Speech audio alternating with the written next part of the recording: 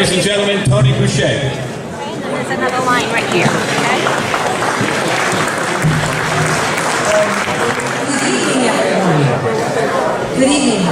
It's wonderful to be here with all of you in some of the most beautiful parts of Connecticut. Although I did have to fill up my gas tank a couple times before I could get here. I'm State Senator Toni Boucher, and I am exploring a run for governor, as you've probably already heard. I currently am in the State Senate on the Finance Committee and ranking members of Education, Transportation, and Higher Ed. Before that, though, I was a state representative for 12 years in Lower Fairfield County and served on my local Board of Education for 8 years, where I got my PhD in labor relations, negotiating all manners of contracts with our local labor unions.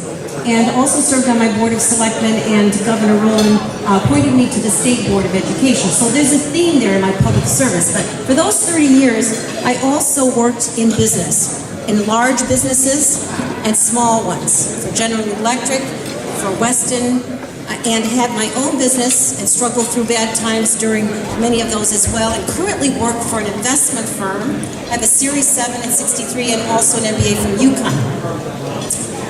But you know, during that time in Lower Fairfield County, I also did not really come from that part of the state. I actually come from the central part of the state. When I was 5, I immigrated with my parents from a farm in Italy to Naugatuck, Connecticut. We spoke no English. Really? We came with practically nothing. And hard-working parents, strong family values, and a wonderful education and great public school teachers allowed us to succeed. And succeed we did, let me tell you. But that Connecticut that I grew up in has changed. In fact, you can hardly recognize a state where there was no income tax, the #1 educational system in the country, and the most wonderful quality of life.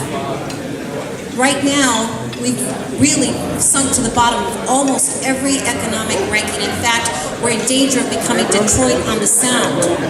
And everywhere I go right now, you're hearing the same thing, where it's no matter where in the state, what economic circumstances you're in, what other location you're in, and quite frankly, everyone feels that Connecticut has become too expensive to live, to conduct business, to run a business, to retire in, and God forbid, you should never die anymore in the state of Connecticut. But this governor has been telling everyone that everything is great, things are improving, we have a surplus that he borrowed, quite frankly, but nobody does believe him. And I'm sure you understand that as well.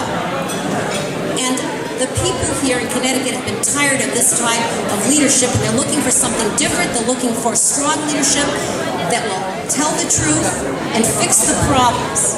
And you're going to hear from many of us that we have pretty much similar agendas. One concern right now is jobs Trying to catch what she's saying, there's too much noise. in the suburban communities.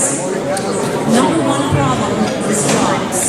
The state is spending too much, and we're shrinking. But we all have a plan, and we hope to discuss that with you when we're up here on the panel. I hope you ask us questions about our plan. And I am here to tell you that, in fact, people are looking for something different. We are different from Lower Fairfield County. We come from different backgrounds. Thank you very much, and I look forward to all of your questions soon.